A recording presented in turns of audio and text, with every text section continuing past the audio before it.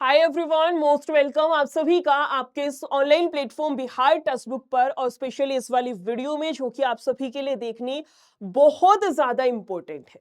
एक वैकेंसी है जिसका कि बिहार में एट प्रेजेंट बहुत ज्यादा डंका बज रहा है या मैं कहूँ कि बहुत ज्यादा चर्चा में चल रही है, जिसमें आपकी बिहार कार्यपालक की वैकेंसी है और वैकेंसी भी छोटी मोटी नहीं है। 8190 आपकी वैकेंसीज कही जा रही है, जिसके रिगार्डिंग बहुत सारे कैंडिडेट्स हैं जो ऑलरेडी अपना रजिस्ट्रेशन करवा चुके हैं, कुछ कैंडिडेट्स हैं जो कि बच गए हैं, कुछ कैंडिडेट्स हैं जो कि सोच रहे हैं फॉर्म फिलिंग का, और कुछ कैंडिडेट्स के मन में एक ये भी डाउट है क्या ये रियल है या फिर फेक है।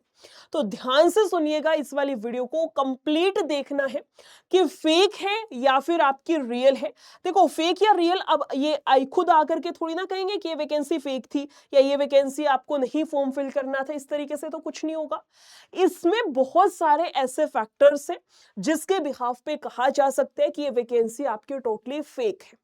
ऐसी कोई वैकेंसी आपकी है ही नहीं जिसके लिए कि आप रजिस्ट्रेशन करवाने में लगे हैं या भर भर के आप वीडियोस देखे जा रहे हैं how to fill the form, कि फॉर्म कैसे भरना है, कितनी वैकेंसीज है। कुछ भी आपकी जो जितनी भी वीडियोस आपने देख रखी है दिमाग से निकालिए, और जो भी पॉइंट्स जो भी फैक्टर्स मैं आपको बता रही हूं ध्यान से सुनना और मुझे जरूर बताना कमेंट सेक्शन में आप एग्री हैं इन वाले फैक्टर्स से या फिर नहीं है। सबसे पहली बात तो आपकी जो ये वेबसाइट है जिसके ऊपर की ये सारा सब कुछ आपका रिक्रूटमेंट हुआ है, ये देखिए सारी चीजें हैं इसमें कि फॉर्म आपका कब से कब तक भरा जाएगा, इसके अलावा कैसे सारी चीजें रहेंगी, एवरीथिंग सब कुछ इसमें मेंशन है। ठीक है, सबसे पहली चीज तो आप ये सुनिएगा कि जो फॉर्म फिलिंग की डेट इन्होंने रखी है वो रखी है 19/6 यानी कि 19 जून से 4 अगस्त तक रखी है। 19 जून से 4 अगस्त तक यानी कि लगभग आपका 1.5 महीने का समय रखा है। भाई जब भी कोई एग्जाम डेट कोई भी एग्जाम का नोटिफिकेशन आता है तो उसमें मोस्ट प्रोबेबली आपका 30 से 31 दिन का समय दिया जाता है फॉर्म फिलिंग के लिए, पता होगा। चाहे आप एसएससी के एग्जाम्स उठा लो, बिहार हो गया, रेलवे हो गया, रेदर देन कि कभी कुछ ऐसा हो जाए कि किसी में साइट वाइट क्रैश करके तब वो थोड़ा सा एक्सटेंड कर देते हैं, लेकिन एक आइडल देखा जाए तो 30-31 दिन का समय दिया जाता है। ये ऐसी कौन सी वैकेंसी कि इसमें आपको 1.5 महीने का समय दिया जा रहा है। ये बात भी चलो एक बार साइड रख देते हैं, ठीक है भाई, आयोग की मर्जी है, ज्यादा समय देना था ज्यादा दे दिया। आगे चलिए, इसी में ही आप एक बात बताइए मुझे, जब मैं यहां पर क्लिक करती हूँ इसी नोट ये जो साइट है इसके अंदर, आप चाहे किसी भी फोल्डर में चाहिए, होम में चले जाओ, रिक्रूटमेंट में चले जाओ, नोटिस हो गया, किसी में भी क्लिक कर लो, पूरी की पूरी साइट के ऊपर हमें सिर्फ एक ही वैकेंसी दिखाई दे रही है, सिर्फ यही वाली वैकेंसी, कार्यपालक की 8190। इसके अलावा कोई वैकेंसी नहीं है। ऐसा होता है कि आयोग की, गवर्नमेंट कोई वेबसाइट हो, आयोग की कोई वेबसाइट हो, वहां पर हमें सिर्फ एक ही वैकेंसी के बारे में दिखाई दे रहा है और कोई वैकेंसी का कोई अता पता ही नहीं है कि इससे पहले कोई भर्ती कराई होगी, इसके बाद कुछ रहेगा, कुछ तो हो। जितने भी इन्होंने नोटिस जारी करे, जितने भी इंपॉर्टेंट नोटिस इन्होंने अपने आप में जारी कर रखे, भाई सारे के सारे इसी वैकेंसी से रिलेटेड है।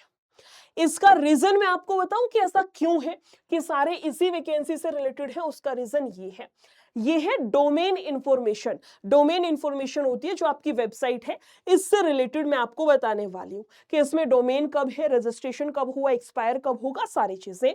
इसमें आपने एक चीज नोटिस करी होगी, रजिस्ट्रेशन ऑन 2026/6/14, यानी कि 14 तारीख, छठा महीना जून का है। 14 जून को ये रजिस्ट्रेशन ऑन हुआ है इस वेबसाइट का, इस डोमेन का। 14 तारीख को वेबसाइट बने, इनडायरेक्टली मैं कह सकती हूं, और भाई 19 तारीख को आपका फॉर्म फिलिंग शुरू हो गया।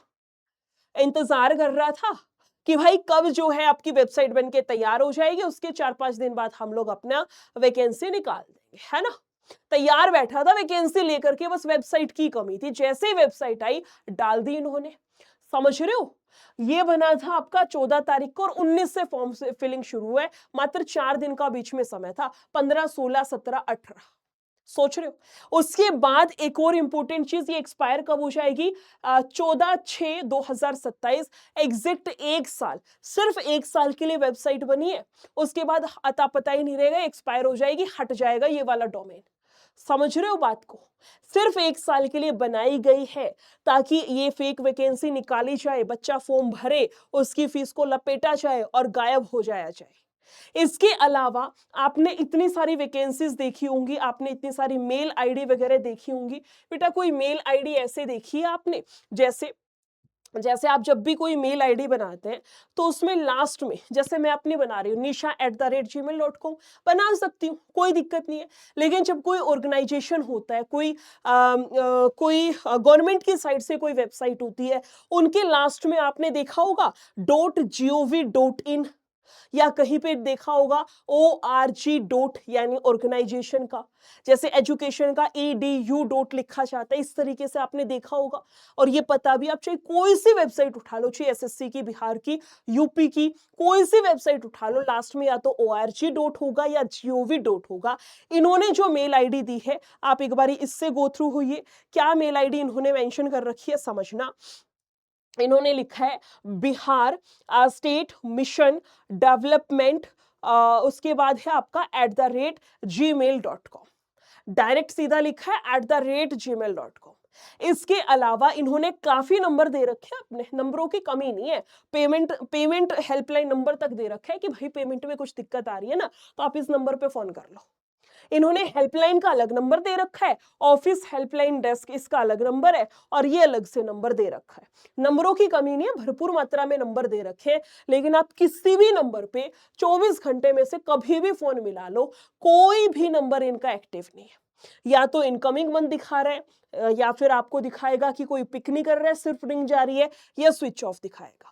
एक भी नंबर इनका मिल नहीं रहा है, जबकि ऑफिशियल जो वेबसाइट होती है उसमें जो हेल्पलाइन नंबर दे रखा होता है वो जरूर मिलता है जब आप वर्किंग आवर्स में कॉल करते हैं। थोड़ा सा टाइम लग सकता है लेकिन मिलता जरूर है। हम पिछले 4-5 दिन से रोज ट्राई कर रहे हैं, आज तक नहीं मिला इस पे नंबर। इसके अलावा भी बहुत सारे फैक्टर्स हैं, जैसे जैसे इन्होंने एक बढ़िया सी इमेज दे रखी है ना, कि अभी तक जितने बच्चों ने एनरोल कर लिया सारा सब कुछ, इन्होंने लिखा है ऑनरेबल चेयरमैन, और इनका नाम लिखा है आई थिंक GP करके कुछ था, मंडास, एक सेकेंड में नाम ध्यान नहीं है, एक बारी देख के बताती हूँ। ये वाली इमेज आप गूगल पे जा करके देखिए, पता तो चल जाता है। जैसे मैं हरियाणा से हूँ, तो हरियाणा आयोग के चेयरमैन कौन है, प्रॉपर उनकी इमेज आती है, सारी चीजें आती हैं। आप जाके एक बार सर्च करिए, ऐसा कुछ नहीं आ रहा है। गूगल पहचान ही नहीं पा रहा है कि ये कौन व्यक्ति है, समझ रहे हो। इसके अलावा भी आपकी काफी सारी चीजें हैं, नंबर हो गया, डोमेन हो गया, वेबसाइट एग्जिस्ट नहीं कर रही है इनकी। सबसे मेन है भाई फीस का। आप सभी को पता होगा, इन्होंने फीस के लिए अच्छा खासा नंबर रखा था। ऐसा तो नहीं है कि बस 100 रुपया फीस है, इन्होंने रखा है अच्छी खासी फीस। जनरल कैटेगरी वाइज देखो कितना बढ़िया बांटा है इन्होंने, यानी 350 से लेकर के और भाई 500 तक इन्होंने फीस रखी है। किसी कैटेगरी में 415, किसी में 500 है, किसी में 415 है, इस तरीके से। जबकि बिहार आयोग ने क्लियरली बोल रखा है कि केवल 100 रुपया की फीस रहेगी। तो किस बात की लपेट में भाई फीस बोल रखा है कि प्रारंभिक परीक्षा का शुल्क केवल 100 रुपया होगा, आप चाहे किसी भी कैटेगरी से हो। इन्होंने बोल रखा है, कहीं लिखा है 500 रुपया, किस बात का इतना पैसा लिया जा रहा है। बहुत सारे फैक्टर्स है, सिर्फ एक या दो फैक्टर नहीं है। मैं आपको क्लियर कर देती हूँ भाई, एक चीज, एक डाटा देख के मुझे बहुत दुख हुआ है, वो था ये वाला डाटा। कितना मेंशन है इसमें, 5 लाख प्लस। अभी तक इतने स्टूडेंट्स ऐसे हैं जो कि इसमें रजिस्ट्रेशन कर चुके हैं। गलती उन स्टूडेंट्स की भी नहीं है। आपने वीडियोस इतनी सारी देखी हैं, फॉर्म कैसे भरे, कितने फॉर्म भरे गए, कौन कौन फॉर्म भर सकता है, इतनी वीडियोस आपने देखी हैं। तो इसीलिए मैं आपको हमेशा कहती हूँ कौन सी वीडियो देखनी है, किस पे ट्रस्ट करना है, किस पे नहीं करना है, इट्स योर पर्सनल चॉइस। थोड़ा सा चीजों को देखने के बाद एनालिसिस जरूर करा करो। 5 लाख कैंडिडेट्स कम नहीं होते हैं। आप एट एन एवरेज 400 भी रुपया मान लो भाई, 400 रुपया फीस एवरेज मान लो भाई, कितना है, 5 लाख स्टूडेंट, 5 लाख कैंडिडेट्स करवा चुके हैं रजिस्ट्रेशन। समझ रहे हो, गलती स्टूडेंट की नहीं है, मैं बिल्कुल भी इस बात पे एग्री नहीं कर रही हूं, नहीं है उसकी गलती, आई नो।